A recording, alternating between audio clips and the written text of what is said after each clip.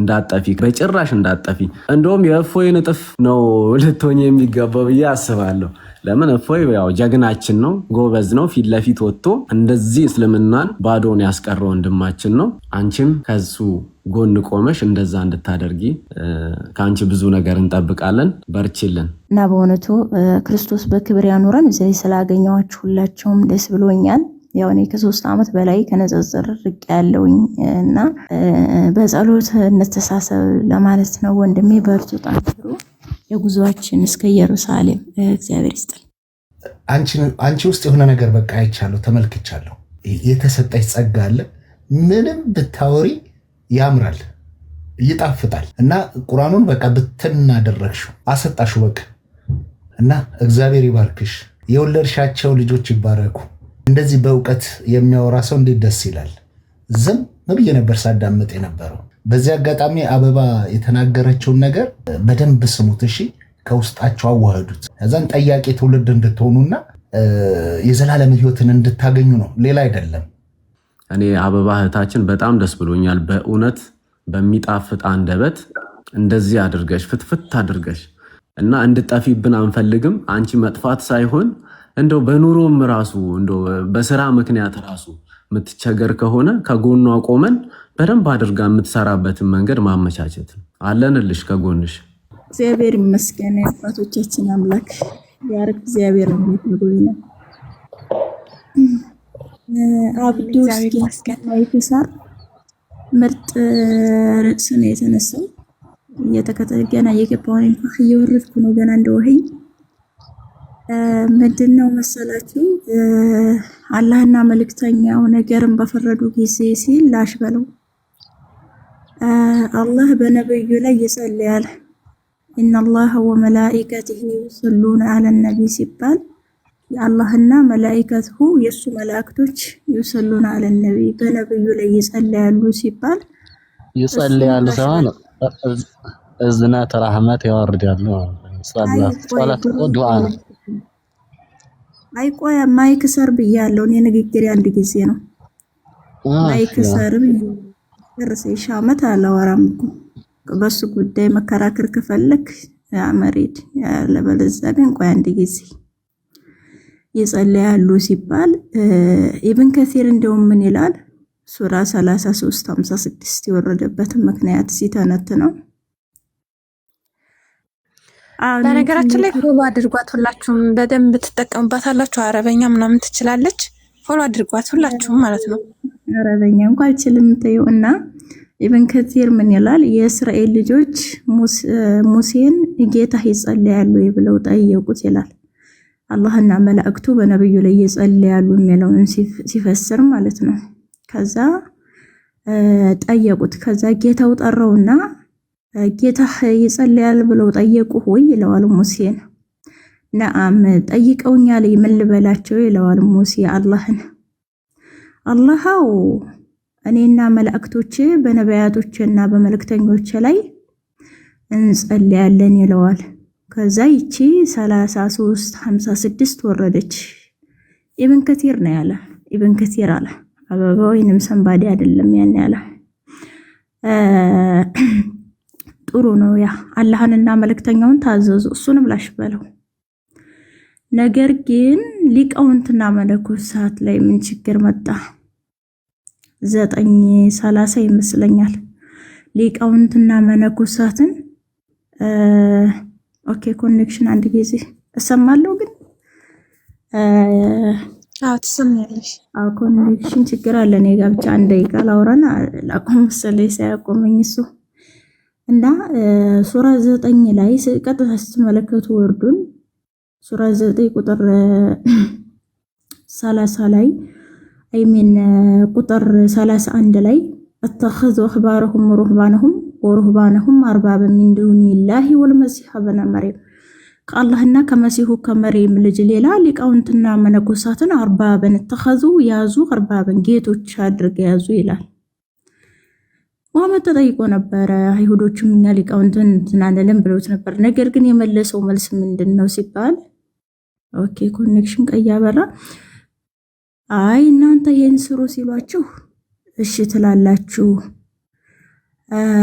ይሄንን ተው ሲሏችሁ እምቢ ትላላችሁ ይላል ማለት ነው መሐመድ። ነገር ግን ቅድም እንዳልኳቸው አላህና መልእክተኛውን መታዘዝ ከአላህ እኩል ነው የሚታየው። እንደውም ካያችሁ መሐመድን ካላህ ሲያልቁት ነው የምናየው። ይሄ ደግሞ ምንም በቃ ዓለም ላይ ፀሐይ የሞቀው ሀገር ያወቀው ጉዳይ ነው። ነገር ግን የመርየም ልጅ አልመሲህ ኢሳ መሲሁ ካላህ ዘንድ ነው የመጣው። እንደው እንዲቴል ስለማንነቱ እንዝለለውና ምክንያቱም በጣም በጥልቀት መነጋገር የሚያስፈልገው ጉዳይ ስለሆነ ማለት ነው። መሲሁ ምን ይላል? በሱራ 3 ቁጥር 49 ላይ እኔ ከጌታችሁ ዘንድ ወደ እናንተ በተአምር መጣሁ አለ። ከማን ዘንድ? ከጌታችሁ ዘንድ አለ። መሲሁ ከየት ነው የመጣው ስንል ከጌታ ዘንድ ነው። ለምጻም ሊያነጻ፣ በቤታቸው የሚያደልቧቸው ሊያሳውቃቸው፣ የተከለከለውን ግማሹን በእነሱ ላይ ሊፈቅድ፣ ሞትን ሊያነሳ ወዘተርፈ 3:49ን ተመልከቱ። ሱረቱል ኢምራን ቁጥር 49 ቁርአን 3:49 ማለት ነው። ከዛ ቁጥር 51 ላይ ይሄድና ይኸው መሲህ ምዕራፍ 3:49 ላይ የተናገረው ፐርሰን ቁጥር ቨርስ 51 ላይ ይሄድና ምን ይላል? ሱራ 3 ላይ ማለት ነው። 50 ላይ ይሄድና ከተውራትም ከኔ በፊት ያለውን ይላል። ከኦሪቱ ላይ ማለት ነው። ከተውራት ከኔ በፊት ያለውን ያረጋገጠው ተውራት ስለ መሲሁ ምን ብሏል ሲባል አምላክ ነው፣ ይወርዳል ይወለዳል ነው። አለቀ ነገሩ። እዚህ ጋር በቀጭን አማርኛ ያለውን ያረጋገጠው ሲሆን ተውራት ማንን ነው የሚጮኸው ከተባለ የተውራት ጩኸት መሲሁ ይመጣል ነው። ይሰማሃል? ያረጋገጠው ሲሆን የዚያንም በእናንተ ላይ እርም የተደረገውን ከፊል ለእናንተ ፈቅድ ዘንድ ይላል። መሲሁ ምን ብሏል? እኔ ሕግንና ነቢያትን ልፈጽም መጣሁ ብሏል። ሕግንና ነቢያትን ልፈጽም ወይንም ፍጹም ላደርግ። ምክንያቱም የሰው ልጅ ሕግን ፍጹም ማድረግ ስላልቻለ ማለት ነው። ምን አለ? ከጌታችሁ በሆነ ታምር መጣሁላችሁ አለ። ወደ እናንተ መጣሁኝ። በምን? ከጌታችሁ በሆነ ታምር። ማን አለ? መሲሁ አለ። መሲሁ አለ። ሱራ 3 ቁጥር 50 ምን አለ? አላህንም ፍሩ ታዘዙኝም አለ። ፈተቁላህ ወአጢኡኒ፣ እኔን ታዘዙኝ አላህን ፍሩ አለ። መሲሁን መታዘዝ ይገባል እንደ ቁርአን ማለት ነው። መሲሁ በራሱ አንደበት ነው። በራሱ አንደበት ታዘዙኝ ብሏል። መሲሁ ተገዙኝ ያለበት ማየት ነው ምናምን ይላል። ታዘዙኝ ብሏል። እስኪ መጀመሪያ ታዘዙት። ከመሳደብ ከማበሻቀጥ ታዘዙኝ ብሏል። በጥቅሉ ምንድነው? ሊቃውንትና መነኮሳትን ከአላህና ከመሲሁ ከመርየም ልጅ ሌላ ነው የሚለው። ሚን ዱኒላሂ ወልመሲህ በነ መርየም። መሲሁና አላህ አንድ ላይ ነው በዋዋውን አያያዥ ቃል የመጡት ማለት ነው። ወይንም በضማ የመጡት። አንድን ነገር ضማ ዛሊክ ከተባለ አጣበቀ ነው። አንድን ነገር አያያዘ ነው። ሁለት ቃላትን በአንድ ለማምጣት ዋውን ትጠቀማለህ ማለት ነው። ምን አለ?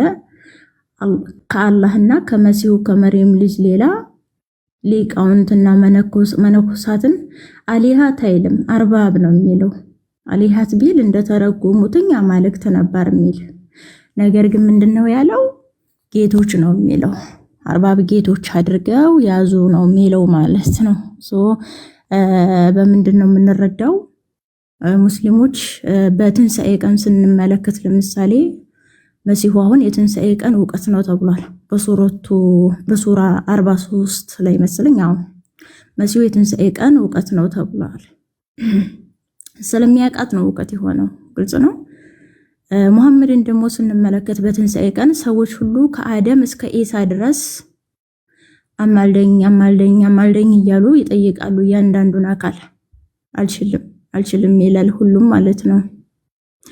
ከዛ በኋላ ወደ መሐመድ ይሄዳሉ። ከዛ ሲሄዱ እሱ ይሄዳል፣ አርሹ ስር ድፍት ይላል። ከዛ ራስህን አንሳና ጠይቅ፣ አማልድ፣ ትማለዳለህ፣ ማማለድ ትችላለህ። ኡማዎችን ማርልኝ ብትል ይማሩልሃል ነው። የምልጃን ስራ በትንሣኤ ቀን የውመል ቂያማ የሚሰራው ከነቢያት ሁሉ ተጀምሮ አልችልም ይሉ ይመጡና ማላይ ያረፋል ያጣ መሐመድ ላይ ይወድቃል። ራሱን መሐመድ አማላጅ አድርጓል። ቁርአን ደግሞ ከአላህ ሌላ አማላጅ እንደሌላቸው ተጽፏል። ከአላህ ሌላ አማላጅም ረዳትም እንደሌለ ይጻፋል። መሐመድ ማን ነው የሚለውን 4 ነጥብ ለእናንተ ትቼዋለሁ ማለት ነው። ስለዚህ በጥቅሉኛ ሊቃውንቶችን አናመልካቸውም፣ መነኮሳትንም አናመልካቸውም። የት አግኝተን? ሲጀመር የመነኮሰ ሰው እኮ የዓለም ሞት ማለት ነው። ለዓለም የሞተ ነው። ለክርስቶስ ግን ዘላለማዊ ሕያው ነው። ምድረ በዳ ላይ ነው የሚኖረው። ቃሉን ራሱ የተረዱትኝ አይመስለኝም። መነኩስ የሚለው ነው። መመንኮስ ማለት ዓለምን ገድሎ መመነን ነው። ዓለም አልተገባቻቸውምና በምድረ በዳ ተቅበዘበዙ። እንግዲህ ክርስቲያኖች መነኩሴ ሊያመልኩ ምድረ በዳ ላይ ምናምን ሲሄዱ አስቡት። መሐመድም እኮ ሊሞት ሲል ብሏል። የአላህ እርግማን በይሁዶችና በክርስቲያኖች ላይ ይውረድ አለ። ለምን ሲባል ምንድነው ያለ? የነቢያትን መቃብር መስገጃ ያድርገው ይዘዋል። እተኸዙ ቁቡር አንቢያኢሂም መሳጅድ። የነቢያት መቃብር ላይ ማን የሰገደ ነው ጨዋታው? ማንም ይሰግደው? ማንም የለም። ስህተት ነው። ሙስሊሞች ለክርስትና ያላቸው መነጽር የተንሸዋረረ ነው። እንዲያስተካክሉት ነው የምንጋብዘው። ቁርአን ምንም አያገባውም። መሐመድ በቡኻሪ ሐዲስ ላይ እንደተናገረው በእኔና በኢሳ መካከል ነብይ የለም፣ በእኔና በሱ መካከል 600 ዓመት ጋፕ አለ ብሏል። መካከል ላይ ያለ የ600 ዓመትን ታሪክ መሐመድ ሊነግርህ አይችልም። የለም፣ አያገባውም። ሲጀምር ቁርአን አይመለከቱም ስለ መጽሐፍ ቅዱስ። የወንጌል ባለቤቶች አላህ ባወረደው ህግ ፍረዱ ተብሏል። ሱረቱል ማኢዳ ላይ አላህ ባወረደው ህግ የማይፈርድ እነሱ አመፀኞች ናቸው። ወንጌሉ አለ፣ የወንጌል ባለቤቶች ደግሞ አሉ ማለት ነው። የኦሪትም ባለቤቶች ወንጌልም አሉ። ስለዚህ በጥቅሉ ምንድነው እነሱ እውነተኛውን ነገር ሊነግሩህ የሚችሉት ናቸው። ፈስአል الذين يقرؤون الكتاب من قبلك በሱረቱ ዩኑስ 94 ላይ በአንተ ላይ ባወረድነው ላይ በመጠራጠር ውስጥ ብትሆን ወይንም ጥርጥር ቢገባ ካንተ በፊት መጽሐፍ የሚያነቡትኝን ሰዎች ጠይቅ ተብሏል። እና ኢብን ከሲር ሲተረጉመው የመጽሐፉ ሰዎች እነማን ናቸው ይልና እኛ ነን የመጽሐፉ ሰዎች አይሁዶችና ክርስቲያኖች ናቸው ይላል። ግልጽ ነው። እኛ ነው መጠየቅ ያለበት እንጂ ከኋላ ከ600 ዓመት በኋላ እንደው ህሊና እኮ ይፈርዳል።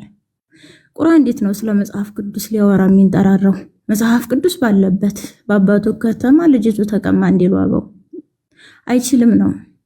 ህሊና ያለው ሰው ያመዛዝነዋል። ከ600 ዓመት በኋላ የመጣን ቁርአን ነው የምታምነው?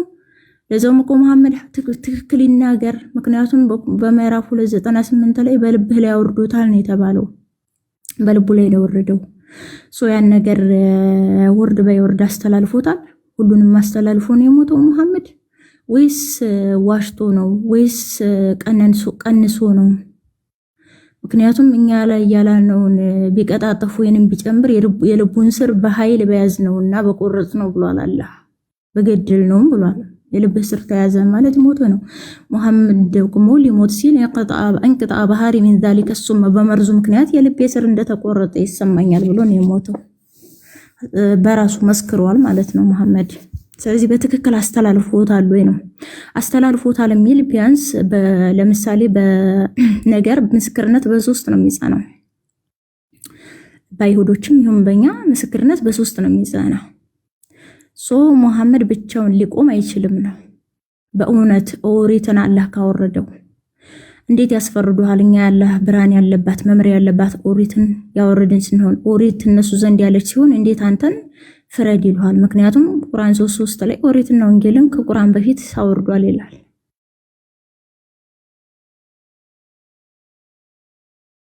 አለሆኝ አለሻው አሳይመንት ለመስጠት ነው ያንዛዛሁትኝ፣ አስረዘምኩት እና በጥቅሉ ቁርአን ምንም መሐመድ ሲጀመር በልቡ ላይ ነው የወረደው። ቃሉ በልቡ ላይ የወረደው ራሱ ማን ነው? ሰበብ ንዙሉን ስታጠኑ ከዛኛው ጋራ ክላሽ ያደርጋል። ለምሳሌ አይሁዶች የሆነ ነገር ይጠይቁታል። ለምሳሌ ስለ መንፈስ ይጠይቁሃል። ከእውቀትም ጥቂት እንጂ አልተሰጠህም መንፈስ ከጌታ የነገር ነው በላቸው ይለዋል አላህ። የናገራን ክርስቲያኖች ይሄዳሉ ስለ መሲሁ ይጠይቁታል። አላህ ዘንድ ኢሳ ምሳሌ እኮ እንዳደንብጤ ነው ካፈር ፈጠረው ሆናለው ሆነ ይላል። አስቡት እንግዲህ ይሄ እንዴት እንደሚጋጭ ላሳያቸው። የመርየም ልጅ ኢሳ እኔ ከአላህ ዘንድ መጣሁ ነው ያለው እና መቼ ነው ካፈር የተፈጠረው? ኢብን የሰው ልጅ በይሁንታ ቃል ተፈጥሯል ወይ? አልተፈጠረም። ራሱ አላህ ኢብሊስን በሁለት እጆች ለፈጠርኩት ሰው ከመስገድ ምን ከለከለህ? ኮራህ ወይስ ከትዕቢተኞች ነህ? ይላል። አልሰግድም خلقتني من نار وخلقته من طين እሱን ከጭቃ እኔን ከእሳት ስለፈጠርከኝ አልሰግድም ይለዋል አላህ።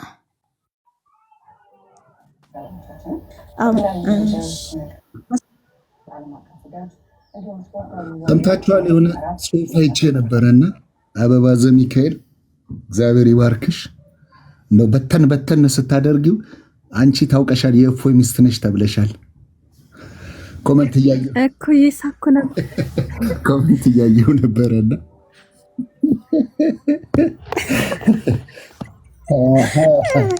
ከነሱ ራስ ተመሰከረልሽ አበባ። የምር እኔ በጣም እንደምንባት እህቴ ናት። በጣም ወዳት ነው። በተነችው እኮ ፎሎ ያላደረጋችሁ ሰዎች ፎሎ አድርጓት። ቁርአኑን በተነችው እንደ አምጥተሽ ታሰጪዋለሽ። ምን ነካሽ? ወይስ ተቋርጧል? ተቋርጠሽ ነበር። አንዳንድ ኮመንቶች አስቀው ነው አበባ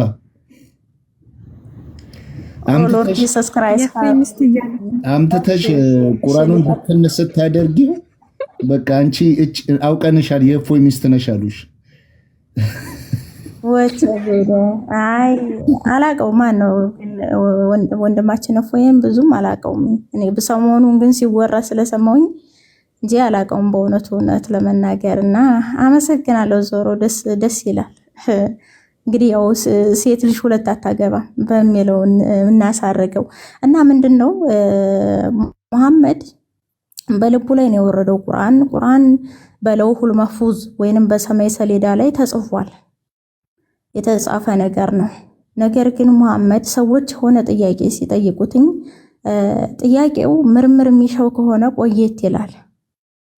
እንደየሁኔታህ ነው የሚመልስልህ። እውቀት ካለህ ይቆያል። ለምሳሌ ሱራ 3:59 ሲመልስ ጠይቀውታል። የናግራን ክርስቲያኒ ወኪል ምናምን ልከውት ጠይቀውታል። ፊት ለፊት ሄደው ማለት ነው። አስወጡልኝ ምናምን አለና አስወጣቸው ከቤት። ከዛ ቆየት ብሎ አላህ ዘንድ ኢሳ ምሳሌ እንዳደንብጤ ነው ከዛ ካፈር ፈጠረው ሆነ አልሆነ የሚለውን አወረደ። እነሱ የጠየቁት ማን ነው?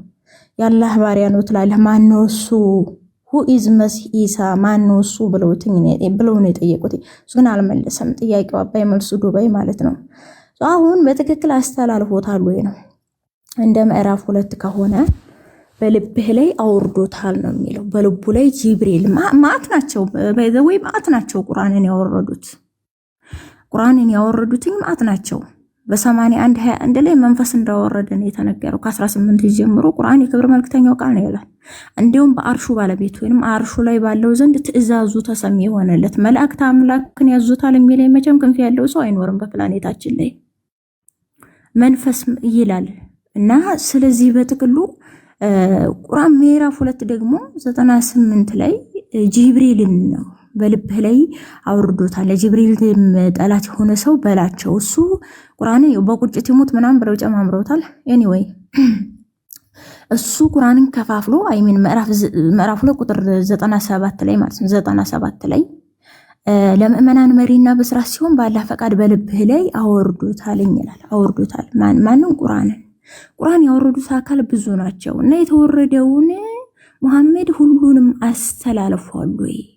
ሊሞት ሲል እንግዲህ ቡኻሪ ሐዲስ ላይ ሊሞት ሲል መሐመድ እና አቡበክር አስሲዲቅ ኸሊፋው አማቹ የመጀመሪያው ያለ መረጃ ማኝ ሲዲቅ ማለት እውነተኛ ማለት ነው። ያለ ምንም መረጃ ስላመነ ነው። አይሁድና ክርስቲያኖች ኤቪደንስ እያሉ ሪጀክት ሲያደርጉት እሱ ደግሞ አሜን ብሎ ተቀበለ። የአይሻ አባት ነው። የህፃኒቱ የብላቴናይቱ የአይሻ አገባታለሁ ሲለው እኔ እኮ ወንድምህ ነኝ ያ ረሱላህ አለው። አንተ ወንድሜ ባላህ ዲንና ባላህ ኪታብ ብቻ ነው፣ እሷ ግን ለኔ የተፈቀደች ናት አለውና በጥቅሉ እሰማለሁ ወይስ ምንድነው? ቀይዬ ትሰሚያለሽ አበባ ሚዩት አድርገሻል። እነዚህ ሰዎች ግን እንደው ምንድነው የፈረደባቸው? በየቀኑ ሳድሳት የሆኑ እህቶች እየመጡባቸው ነውና እንደው ጭንቅ ሆነባቸው እኮ ለነሱም።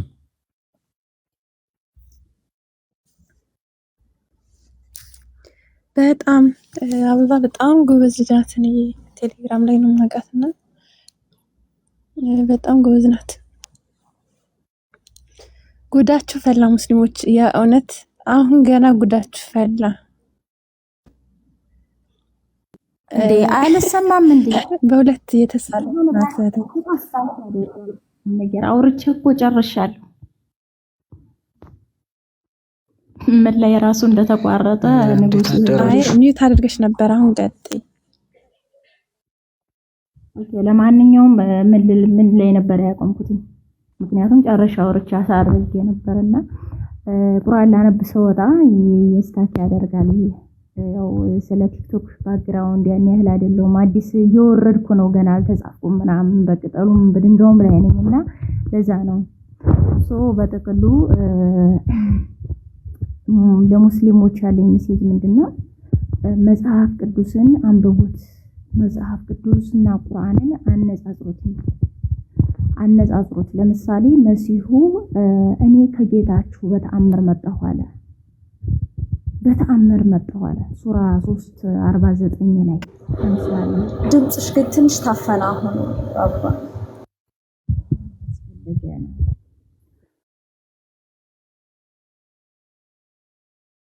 አይ መሲሁ እኔ ከጌታችሁ ዘንድ በተአምር መጣሁ አለ። ተአምር ነው።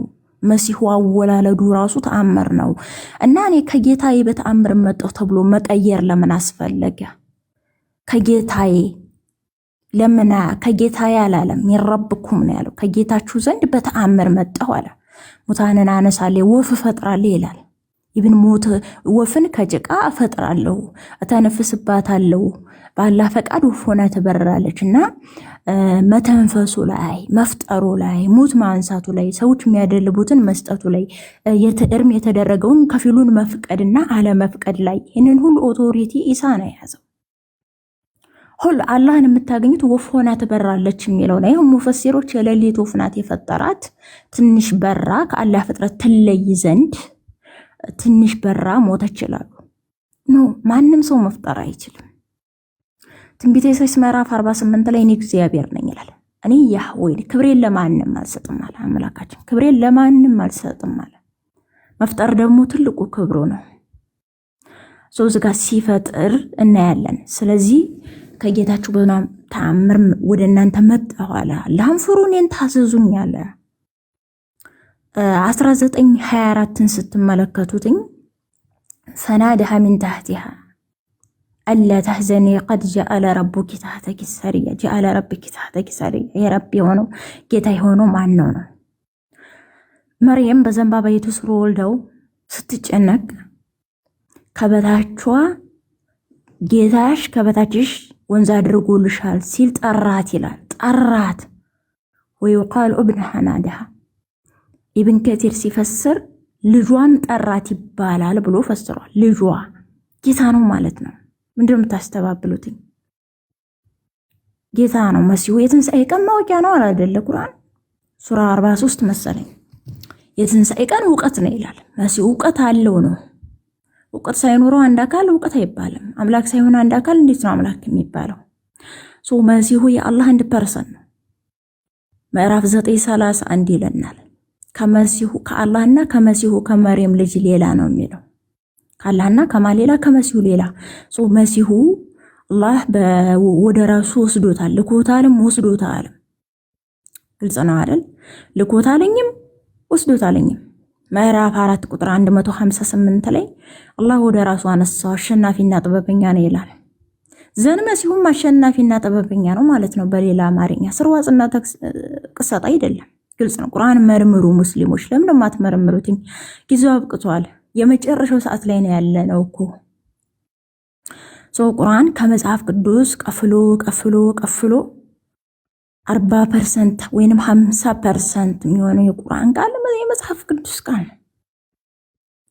ከመጀመሪያው እስከ መጨረሻው ስለ መሲሁ፣ ስለ ሐዋርያት፣ ስለ ተለያዩ ነገሮች ቁርአን አንድና አንድ ኦሪት ላይ አይን ስለ አይን፣ ጥርስ ስለ ጥርስ እንዴ ይሄ ሁሉ ከንትን የተወሰደ ነው። መጽሐፍ ቅዱስ ላይ ያለ ነው። ከሰማይ መጣ ብለህ አታወራኝ። ከሰማይ መጣ አለ መጽሐፍ ቅዱስ ላይ አለ። ይብን የዘመን አቆጣጠር የቀን አቆጣጠር ራሱ ምዕራፍ 22:47 ላይ ጌታ ዘንድ አንዱ ቀን ከምትቆጥሩት 1000 ዓመት ነው ይላል። ሁለተኛ ጴጥሮስ 3:8 ላይ ያለው ቃል ማለት ነው። ለምን ማስተባበል አስፈለገ? መዝሙር 37:6 ላይ ገሮች ምድርን ይወርሳሉ ይላል። አላህ ደግሞ ምዕራፍ 21:105 ላይ በመጽሐፍ ውስጥ ይላል ከዚክሩ በኋላ በመዝሙር ውስጥ ምድርን መልካም ባሮች ይወርሷታል ማለትን ጽፈናል ይላል። ከመጽሐፉ በኋላ በመጽሐፎች ውስጥ ብለው ቀይረው ተርጉመውታል። ልብ ብላችሁ አረበኛ የምትችሉ እኔ አልችልም አረበኛ የሚችል ሰው ግን ህሊና ያለው ሰው በደንብ ያጣራል። በነገራችን ላይ በደንብ አድርጋችሁ ማየት ትችላላችሁ። ቁርአን ላይ በዛች በኦሪት ውስጥ አላህ ነፍስ በነፍስ አይን በአይን አፍንጫ በአፍንጫ ጆሮ በጆሮ ጥርስ በጥርስ የሚል ጽፈና ብሏል። አውርደናል ብሏል አላህ። እሱን ደግሞ ዘጸአት 21:24 እስከ 25 ማቴዎስ 5:38 ላይ እናገኘዋለን። አይን ስለ አይን ጥርስ ስለ ጥርስ እንደተባለ ሰምታችሁ ይላል የአብረጅ ክርስቶስ ደብረ ዘይት በተራራው ስብከት በሚባለው ላይ ሲሰብክ እንደተባለ ሰምታችኋል። የት ነው የተባለው? አይን በአይን ጥርስ በጥርስ እጅ በእጅ እግር በእግር እያለ ዘጸአት ምዕራፍ 21:24 ጀምሮ ይናገራል አምላካችን እግዚአብሔር። ታዲያ ነው ወይ ከሰማይ መጣ የምትለኝ? ይሄ እኮ መጽሐፍ ቅዱስ ላይ መሲሁ የተናገረው ቃል ነው። መሲሁ የተናገረውን ወስደህ ተሸክመህ በአረበኛ እያቀራራህ እየቀራህ መሲሁን መገፍተር ምን ይሉታል? አንድን ዕቃ ተጠቅመህ ያንን ዕቃ በክብር አለማስቀመጥ አደራ በል ያስብላል። ይሄ ማለት ነው። በጥቅሉ ወደ መሲሁ ነው። ያ ጀምዐል ሙትአቢን ተአሉ ኢለየ ዋና አርሐኩም ይላል የአብ ልጅ ክርስቶስ ማቴዎስ 11:28 ላይ ክርስቶስ ምን አለ? እናንተ ሸክማችሁ የከበዳችሁ ሆይ ወደ እኔ ኑ እኔ ያሳርፋችኋለሁኝ አለ። ኢየሱስ ክርስቶስ ኢየሱስ አለ። ደግሞ ዮሐንስ 14:6 ላይ አና ሁወል ሐቅ ወጠሪቅ ወልሐያ ለይስ አሐድ ያእቲ ሊልአብ ኢላ ቢ በእኔ በቀር አለ በእኔ በቀር ወደ አብ የሚመጣ አንድ የሌለ ሲሆን እኔ እውነትም መንገድም ሕይወትም ነኝ። አለቀ። ሕይወት ነው። ስለዚህ ሕይወት ወደ ሆነው ወደ ክርስቶስ ነው። የሐዋርያትም ስብከት ቅዱስ ሄሬኔዎስ ኦሪትም ነቢያትም ወንጌልም ክርስቶስን ሰበኩ እንዳለው ሁሉም ቅድም መግቢያ ላይ እንዳልኩት ጩኸታቸው ክርስቶስ ነው። ነቢያትም ከአዳም ጀምሮ ማለት ነው። ስለዚህ በጥቅሉ ወደ ክርስቶስ ነው። የመዳን ቀን ዛሬ ነው። እኛም የሐዋርያት ልጆች ነን፣ ትንንሽ ሐዋርያት ነን። ስለዚህ መልእክታችን ሊሆን የሚችለው ጌታን ተቀበሉ ነው፣ ወደ ክርስቶስ ነው። ቁርአን ደግሞ በንጹህ ህሊና አንበቡ። አላህ አንድ ነው፣ አላህ አንድ ነው፣ አላህ አንድ ነው ይባላል ብዙ ጊዜ። የቱ ጋር የለም። ኢኽላስ ላይ ይገባል። ቁል ሁወላሁ አሐድ በልርሱ አላህ አንዱ ነው። አንዱማ ከምን አንዱ? ከኔና ከምህረት አብ ከኔና ከማሚ ወይስ ከማን ነው? አንዱ ከማን ነው? አንዱ ከነከሌ። ይሄ ነገር አያዋጣቸውም። አላህ ግን ምን ይላል? መንፈስ ይላል። መንፈስ አለኝ ይላል። ወደ መሬም መንፈሳችንን ላክ ነው ይላል። ሁለት ላኪዎች አሉ። ላክ ነው አንድ ብቻውን አይደለም መቼም ላክ ነው የሚለው የራሱን ሲያከብር ነው። አትጨምሩ ነው ቡና ቁርስ አትጨምሩ። እንደወረደ አንበብ ለምን የምትበረዘው? አልተበረዘም በሚል ቅቤ እየቀባ እንደገና ትበረዛል። እዚህ በጥቅሉ እንዳታቋርጥኝ። እኔ ጀመር ላቆም ነው ልጨርስ። ላንቃይ ላይ እንዳትቆም አለባችሁ እኮ ከእናንተ ጋር ማውራት የማልፈልገው እኔ በዚህ ነው። በጥቅሉ ቁርአንን በንጹህ ህሊና እኔ በስርዓት ነው የማወራው። በጣም ህሊና አለኝ፣ የክርስቶስ ልብ አለኝ። እኔ አልሳደብም። ስለዚህ ቁርአንን አንብቡ። ቁርአን አላህ ከአንድ በላይ አካል እንዳለው አላህ ቃል እንዳለው ወይንም ሊቃውንቶቻችሁ ዮሐንስ ዘደማስቆ ቃሉ ፍጡር አይደለም እያለ እንደሞገታቸው አዲስ ቃሉ ማን ነው በሉ። ማን ነው ይሄ ቃል? ለምንድን ነው ዮሐንስ ዘደማስቆ ቃሉ ፍጡር አይደለም ብሎ ከቁርአን ላይ እንዲልሙበት ቻለ በሉና አስቡ። አንብቡ። በአረበኛ ስለቀራ ምናምን በዜማ ስለቀራው ምናምን አይደለም። እሱ ህይወት አይሰጥም። የነሱ ቁርአንስ መጽሐፍ እኮ አለ። የነ ቡዳ መጽሐፍ አለ። የነ ሂንዱ መጽሐፍ ብዙ መጽሐፍቶች አሉ ለመፈላሰፍ ነው። በጥቅሉ በንጹህ ልባችሁ አንብቡ። ከኛ ጋር የሚያያይዛችሁ ነገር አለ። ወደኛ ኑ ነው። ቅድም እንዳልኳችሁ ክርስቶስ ወደኔ ኑ ነው ያለው።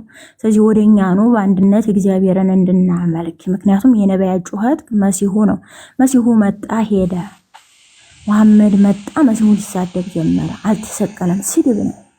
አልተሰቀለም፣ ስድብ ነው። ለምን አልተሰቀለም? ኢብን ከቲር ምን ይላል?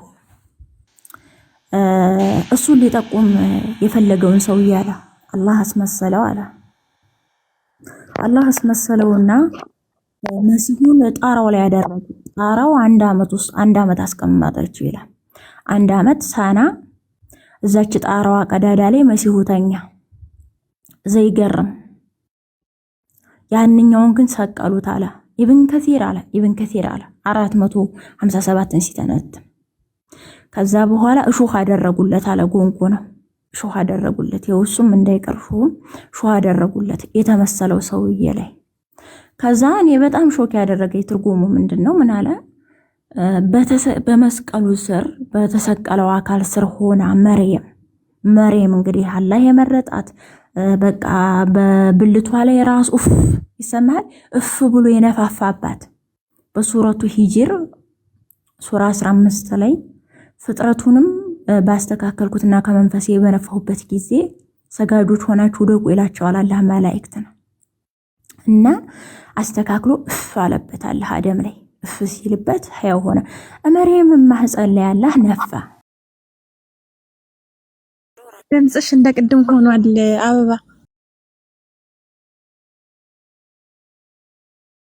አለሽ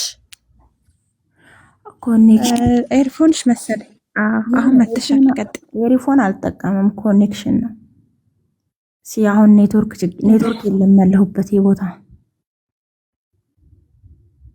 እሰማለሁ። አሁን ትሰሚያለሽ? እሺ። እና ምንድነው ኢብን ከሲር በተሰቀለው ሰው እስር ሆና ይች መርየም አላህ የመረጣት ከዓለም ሴቶች ያበለጣት ይች መርየም ሱራ 21:91 ላይ ያችንም ብልቷን ይበልቷን እሺ በቃ የጠበቀችውን በእርሷም ውስጥ ከመንፈሳችን የነፋፋንባትን ይላል። ከመንፈሳችን የነፋንባትን እርሷንም ልጇንም ለዓለማት ታምር ያደረግናትን ይላል ሱረቱል አንቢያ 91 ላይ። አታህሪም ሱረቱ ታህሪም የመከልከል ሱራ 66:12 ላይ ደግሞ የኢምራንን ልጅ መርየምን ያችን ብልቷን ይላል የጠበቀችውን በእርሱም ውስጥ ከመንፈሳችን ነፋን ይላል። በጌታዋ ቃላትና በመጽሐፍቱ አረጋገጠች ይላል። ንጽህና ከዓለም ሴቶች አበለጣት ነው። በነገራችን ላይ ኢብን ከሲር በመልአኩ ጅብሪል ነው ይላሉ አይደል? እነሱ በመልአኩ መንፋት አይደለም ሰው ልጁ የተወለደ ይላል። ይሄ ፍጥረቱ የሆነው ይላል የኢሳ በመልአኩ ቢሆን ግማሽ ሰው ግማሽ መልአክ ይሆን ነበር። ኢብን አባስ ነው ይሄን ያለ የሚገርም በጣም ቀደም የቁርአን ሙፈሲር ነው። እና ይቺ መርየም ኢብን ከሲር ምን ይላል? የተሰቀለው ስር ሆና ስታለቅስ ልጇ ጠራት ይባላል ብሎ ፈሰረ። ተመልከቱ እንዴት እንደሚጋጩ እርስ በርሳቸው። ኢብን ከሲር ምን አለ? የተሰቀለው ስር ሆና ስታለቅስ ወይ ቃል ይባላል ልጇ ጠራት። እብነሃ ናዳ እብነሃ ልጇ ምን አለት? ናዳ ጠርቷታል ይባላል። ልጇ ጠራት። ቅድም ምን አለ? እጣራ ላይ አመት ቆይቷል እኮ ኢብን ማነው ያኛው ተመሰለ፣ ይሄኛው ወደ ጣራው ላይ ሄደ ማለት ነው። እንግዲህ ጣራ ያሉት ሰማዩን ነው አይዶ ነው። በጥቅሉ እዚህ ጋር ይቺ አላህ ከዓለም ሴቶች የመረጣት ብልቷ ላይ ራሱ አላህ فأرسلنا إليها روحنا فتمثل لها بشرا سويا سورة 17 ላይ ወደሷ መሪም ከዘመዶቿ ነጠል ብላ ገለልተኛ ናት። ገለል ባለች ጊዜ ጨዋ ሴት ናት፣ ከዓለም ላይ የተመረጠች ናት። ወደሷ መንፈሳችንን ላክን ይላል አላህ። መጋረጃን አድርጋ ስትገለል فأرسلنا إليها روحنا فتمثل لها بشرا سويا ወደሷ መንፈሳችንን ስንልክ ምን ትሆነላት ይላሉ። ትክክለኛ ሰው ሆኖ ተገለጠላት። ንጹህ ናት። ምንድነው ያለችው? ኢኒ አዑዙ ቢረህማን ሚንክ ኢን ኩንተ ተቂያ አለችው።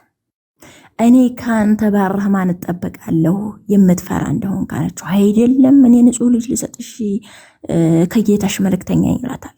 ግን ሙፈሲሮች እንዳሉት ወጣት ምናምን ሆኖ ተገልጦባት ነበርና ሌላ ነገር አስባን ይሆነ አለ አይደለ ሊተናኮላት ምናምን መስሏትኝ ነበርና በጥቅሉ ይቺ ሴት መስቀሉ ስር ስታለቅስ ይባላል አለ። የሚባል ታሪክ ነው የጠቀሰው። እንደሚባል አድርጎ የሆነ ነገር ነው የተናገረው ኢብን ከሲር። ልጇ ጠራት ይባላል አለ። መስቀሉ ስር እኮ ነው። ቀድሞም ብሏል አስመሰለ። ያ የተመሰለው ዘው ተሰቀለ። ኢሳ ግን 1 ዓመት ጣራ ላይ ተቀመጠ ይላል። እንትኑ ላይ የሆነች የጣራ እንደ ጣራ ክፍተት ነገር እዛች ውስጥ ስርግ ብሎ ምን ያላቀም ብቻ ተርጉሙት ነው ያላቀም በእውነቱ። ከዛ ወደ አላህ አረገ፣ አላህ ወሰደው እና በጥቅሉ ወገኖቼ አትምታቱ። ከ600 ዓመት በኋላ ለምሳሌ አሁን እኛ ዝህነን አሁን ማለት ነው አሁን እኛ ዝህነን ከዛሬ 600 ዓመት በኋላ የሚመጣ አበባ የለችም ማለት አይችልም። ወይም መሐመድ መጣ በእናንተ መስላችሁ እንዲያባችሁ መሐመድ አሁን አለ አሁን በዚህ በ21ኛው ክፍለ ዘመን አለ እንበል። ከዛ የሆነ በቃ ከ3000 በኋላ ሊሆን ይችላል ብቻ የሆነ ሰው መጣና መሐመድ የለም ማለት የሆነ ነው አይደለም። ምክንያቱም አለ መሐመድ አለ። ይሄ የሚመጣው ውሸታም ነው ማለት ነው። ውሸታም ላምባሉ አለበት ጎበዝ አያውቅም፣ ምንም አያውቅም። መሐመድ በምንም ነገር ስለመሲሁ ያወራ አይችልም። ስለመሲሁ ለማውራት መሐመድ ምንም አይነት ሞራልም የለውም፣ አንደኛ እውቀትም የለውም፣ ሁለተኛ መጽሐፍን የመረመረው፣ ሶስተኛ አራተኛ አበባ ድምጽሽ ነው። ስለዛ ሊያወራ መሐመድ የማን ነው ነገድ ስለመሲሁ የሚያወራው? በነገድ ራሱ መሐመድና መሲሁ አንድ ናቸው። መሲሁ ከእስማኤል ዘር ነው፣ መሲሁ ከኤሳው ዘር ነው። እንዴት ነው የምናስበው? እዚህ በነገድም አይገናኙም። ስለዚህ መሐመድ ዘር ቆጥሮ ትውልድን ተንትኖ ነው እንዴ ስለመሲሁ የሚያወራው? እንደነ ማቴዎስ ዘሩን ተንትኖ አስቀምጦ ነው ወይ? ትውልድን ሁሉ በስታንዳርድ አስቀምጦ ነው ወይ? በኦርደራቸው አስቀምጦ ነው ወይ? አይደለም። አያውቅም። ዝም ብሎ ነው ከራሱ ነው። ከዛ ሄዶ ደግሞ ማያንት ቋንል ሐዋ ከልብ ወለደ ይናገር ራሱ ማለት ነው። ራሱ ማንም ያለ ለራሱ እኮ ነው የሚለው፣ ሌላ አካል የለም በዙሪያው። ስለዚህ ምስክርነት የለውም መሐመድ። አጠገቡ ማንንም ሰው የለም። ቅድም እንዳልኳችሁ እንደና አቡበክር ሲዲቅ ዝም ብለው ያመኑ ሰዎች እንጂ አጠገቡ ማንም የለም። እና ይሁዶችንም ስትመለከቱ ክርስቲያኑ በጣም ይወግቱት ነበረ። ለምን ወደ ጦርነት የገባው? መካ ላይ የእስራኤል ልጆች ሆይ በእናንተ ያዋልኩላችሁን ጸጋዬን አስታውሱ። መኪ የሆኑት ስራዎች መልካም ሙገሳ ናቸው። መደኒዎቹ ግን እርግማን ናቸው። መደኒ ቀጥታ ጦርነት ነው። ኢብን አጥኑ ታሪኩን መሐመድ መጀመሪያ ጊዜ ያሞጋግስ ነበር። ያሞጋግስና ግን መዲና ላይ ከሄደ በኋላ ፓወር ካገኘ በኋላ ሰይፉን ካሰላ በኋላ ከዛ ተጋደማቸው ነው ወንኛቸው በስፍራ ረዷቸው። አይሁድና ተሳትፎ ያደረጋቸው ያሞግሩት ቁርቁስ ናቸው።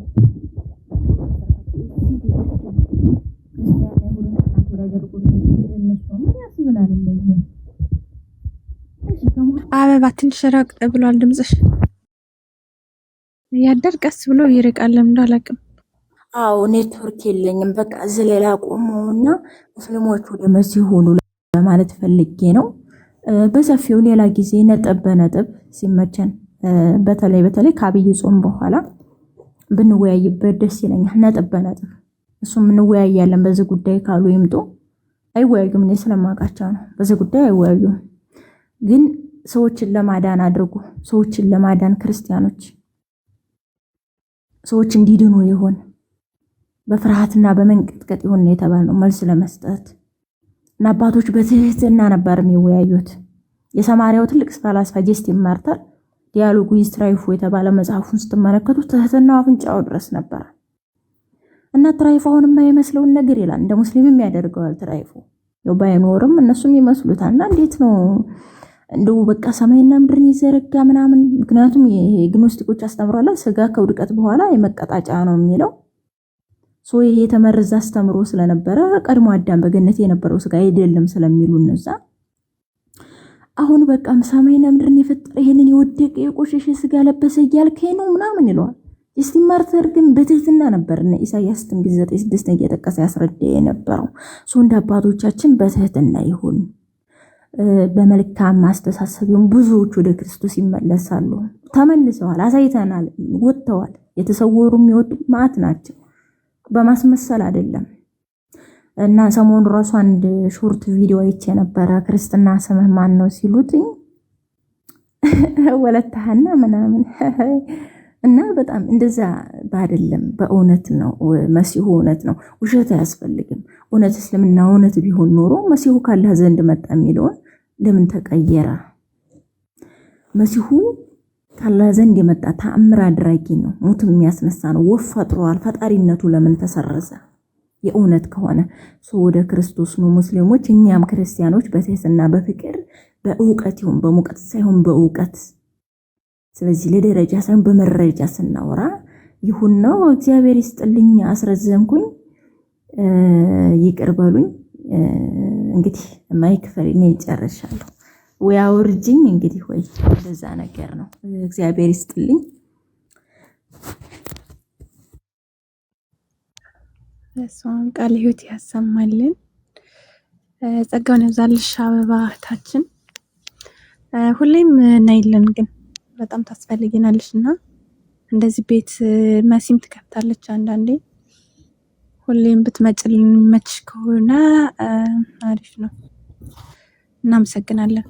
እግዚአብሔር ይባርክሽ። አበባ ቴንኪው ብለናል። አሰማለሁ እንዴ ነው ክርስቲያን ቀጥል ክርስቲያን። እሺ እንዴት አደራችሁ? አሁን ኔትወርክ ከኔ ጋር ዊክ ነው፣ ግን እንደምንም ለማውራት ልሞክር። አበባ ድምፅሽን ስለሰማሁት ደስ ብሎኛል። በጣም በጣም በጣም በእውነት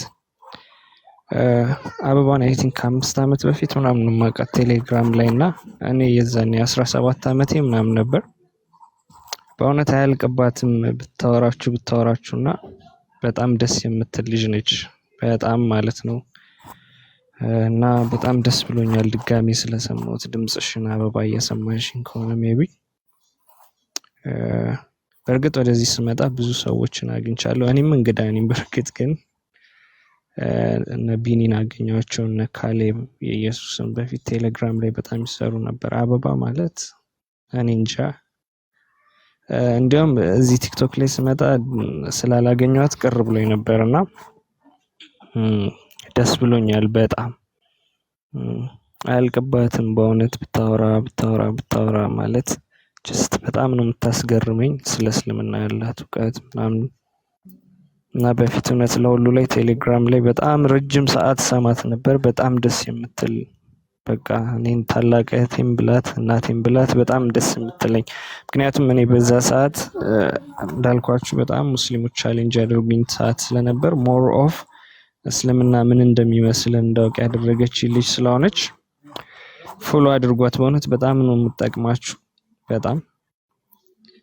እና ደስ ብሎኛል አበባ ስለሰማሁሽ። በጣም ነው የምወድሽ፣ በጣም ነው የማከብርሽ እህቴ። ይሄንን ለማለት ነው።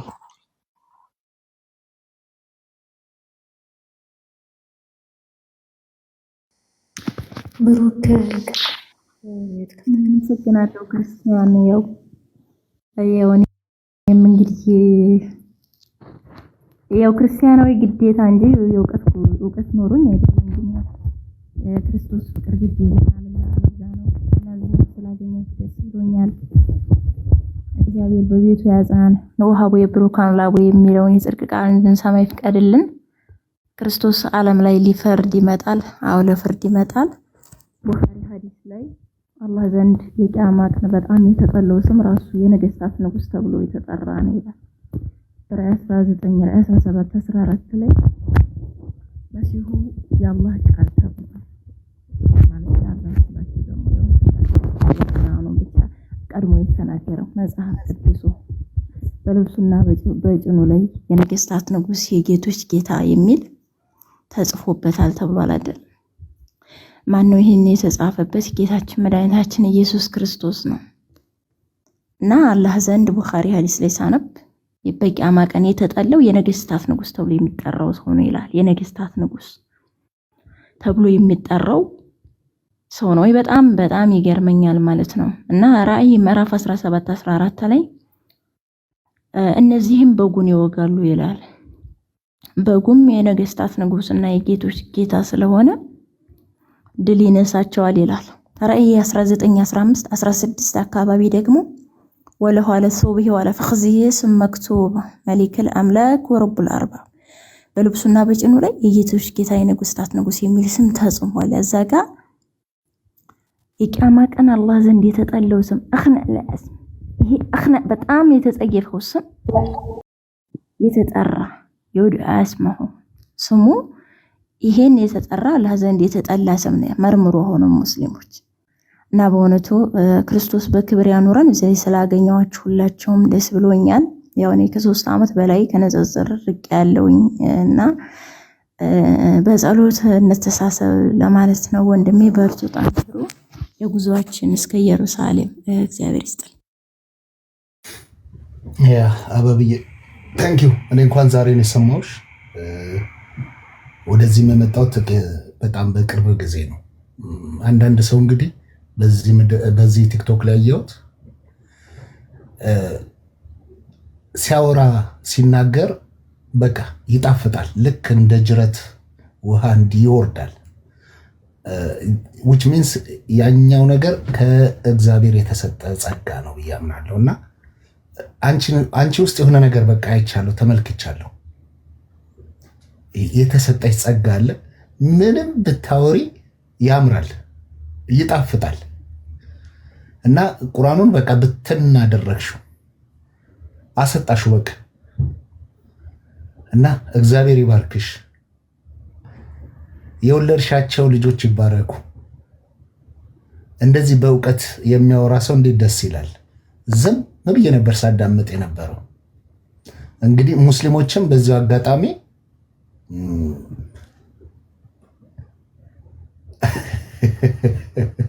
ትንቢት ነው ይልኛል።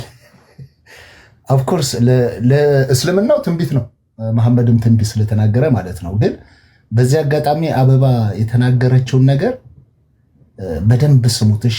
ከውስጣቸው አዋህዱት። ከዛን ጠያቂ ትውልድ እንድትሆኑና የዘላለም ሕይወትን እንድታገኙ ነው፣ ሌላ አይደለም። በሚገርም ሁኔታ ነው የዘረረቻችሁና እባካችሁን አንብቡ። ቁርአናችሁን በንጹህ ህሊና ሆናችሁ አንብቡ። ያለኝ መልእክት ይሄ ነው። ከዛ በኋላ ደግሞ ብትችሉ ቁርአንን በመጽሐፍ ቅዱስ መዝኑት፣ ብትችሉ ማለት ነው መዝኑት። ከዛም በኋላም ህይወትን ታገኛላችሁ ብዬ አምናለሁ። እግዚአብሔር ይርዳችሁ። አንቺ በቃ የተባረክሽ ነሽ። ይሄን ብዬ ልጨርስ። እሺ እኔም አንድ ነገር እንድል ይፈቀድልኛል።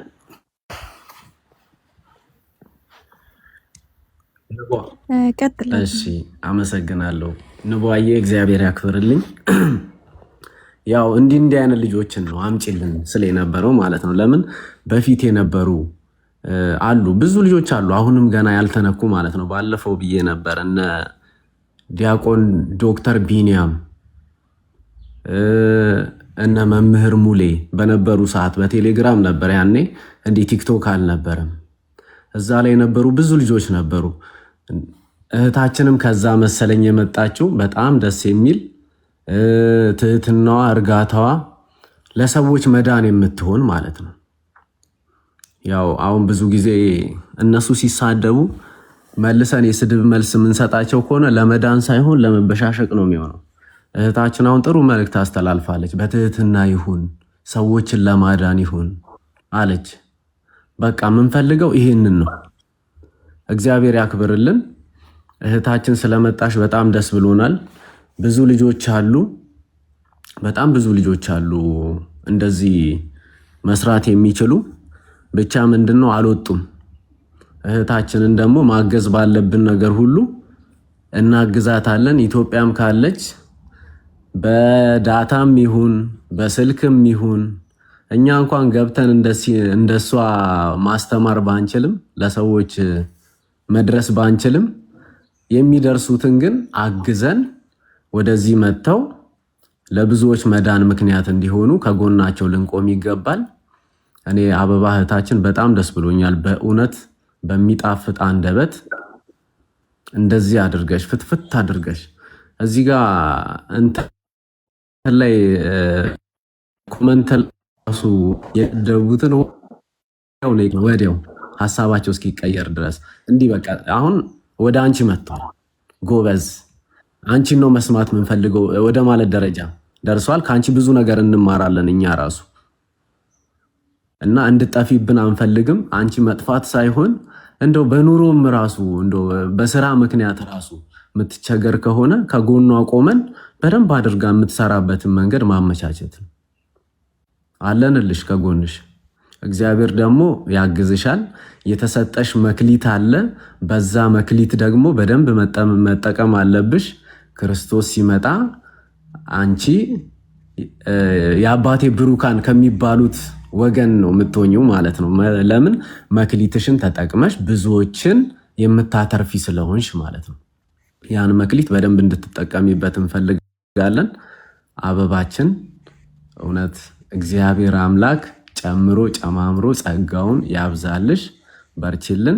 እኔ አለው በማንኛውም ነገር ኢትዮጵያም ከሆነ ያለሽው እንደው ምንም በአካል መገናኘት ምናምን ነገር አይጠበቅብንም። በምረዳሽ ነገር በአቅሜ በፈቀደው ነገር ከጎንሽ ልቆም እኔ ዝግጁ ነኝ። ወንድሞችም እንደዛው ልትሆን ይገባል። እንዲህ አይነት ሰዎችን እናበረታታቸው፣ እናግዛቸው፣ ከጎናቸው እንቁም ልል ነው የገባሁትና እግዚአብሔር አምላክ ያክብርልኝ። አበባዬ በርቺልኝ፣ እንዳጠፊ ከዚህ ቲክቶክ ላይ በጭራሽ እንዳጠፊ። በጣም ብዙ ሰው ፎሎ አድርጎሽ እንደውም የእፎይን እጥፍ ነው ልትሆኝ የሚገባው ብዬ አስባለሁ። ለምን እፎይ ያው ጀግናችን ነው፣ ጎበዝ ነው። ፊት ለፊት ወጥቶ እንደዚህ እስልምናን ባዶን ያስቀረው ወንድማችን ነው። አንቺም ከሱ ጎን ቆመሽ እንደዛ እንድታደርጊ ከአንቺ ብዙ ነገር እንጠብቃለን። በርችልን። እና መሲ ልወርድ ነው እያልሽ ነው? ሀሳብ ልስጥና መሲ ካለሽ ሀሳብ ስጭ። አይ እኔ እንኳን ብዙ አልልም። ወንድሞች ኦልሬዲ ገልጸውታል። እህታችን በርቺ፣ ጠንክሪ፣ ጥሩ ነው ማለት አንዳንዴ ያው ብናደድም በንደቴ ግን አሁን በጣም እየተደሰትኩኝ ነው። ምክንያቱም ሁላችሁም እዚህ ያላችሁ እውነት ሁላችሁም ወንድማችንን በጸሎት አስቡት። እፎይን በጸሎት ከጎኑ ልትሆኑ ይገባል። አካውንቱን ኮፒ ሊንክ አድርጉለት እና ምን ለማለት ፈልጌ ነው ይሄን ያነሳሁት፣ እንደዚህ የጠፉ የተኛነውን ስለቀሰቀሰ እውነቴን ነው። በጣም ተኝተን ነበረ። ስቲል አሁን እኮ 2 ቀን ቁጭ ብሎ የሚያነጋም አለ፣ ብዙ ነገር አለና እኔ ቃላት ያጥረኛል። እውነት እግዚአብሔር አምላክ ባላችሁበት ሁላችሁንም የጠበቃችሁ ጸጋውን ያብዛላችሁ። በርቱ። እውነት ቃላት የለኝም። እህታችን አይዞሽ በርቺ ለማለት ፈልጌ ነው። ያው አይዞሽ ስልሽ ጠንክሪ። እውነት ደስ ይላል። ሁላችሁም እዚህ ያላችሁ እሺ እኔ ልናገር። እሺ ማሚ ቀጥል። እሺ አበባ አንድ ጊዜ ድሮ አይችሻለሁ፣ የሆነ ከአቡ ሀይደር ጋር ነው መሰለኝ ስትነጋገር አይችሻለሁ፣ አድንቄሻለሁ። በዛን ጊዜም አሁንም ዛሬም አድንቄሻለሁ። በአብዛኛው የተናገርሽው ነገር እስልምናን የሚደግፍ ሆኖ የታየኝ ቢሆንም ከአንቺ ጋር ግን ንግግር በጣም ምርጥ ይሆናል። ከኛ ጋር ከሙስሊሞቹ ጋር ንግግር ብታረጊ በጣም ምርጥ ይሆናል። ምክንያቱም ብዙ ነገር ይገለጻል። አንቺ አረብኛ ተናጋሪ ስለሆንሽ ታውቂያለሽ። ኢዛ ጃደልቱ ኡምየን ገለበኒ ኢዛ ጃደልቱ ዓለመን ገለብተሁ የሚል ተረት አለ። የተማረ ሰው ጋር መነጋገር መረታታት አለ፣ መተማመንም አለ። እና እኔ ደስ የሚለኝ እንደዚህ የሚያውቅ ሰው ጋር ማሳመን የሚችል ሰው ጋር መነጋገር በጣም ደስ ይላል። አበባን አውቃታለሁ። አንዴ ወይ ሁለት ጊዜ አዳምጫታለሁ። ዛሬም በመገኘቷ ደስ ብሎኛል። ባቀረበቻቸው ሀሳቦችም በአብዛኛዎቹ ሀሳቦቿ የተናገረችውን ነገር እኔ እዚህ ጽሑፍ ላይ አስፍሬዋለሁ። ለእነዚህም ደግሞ መልሶች አሉት። በአብዛኛው የተናገርሽው ምስልምናን የሚደግፍ ነው ብዬ ነው የማስበው ይሄንን። ስለዚህ ከአንቺ ጋር መነጋገር ብዙ ነገር ለሙስሊሙም ለክርስቲያኑም ግልጽ የሚያደርግ ነገር ስላለ እንዳጠፊ ብዬ እመክራለሁ።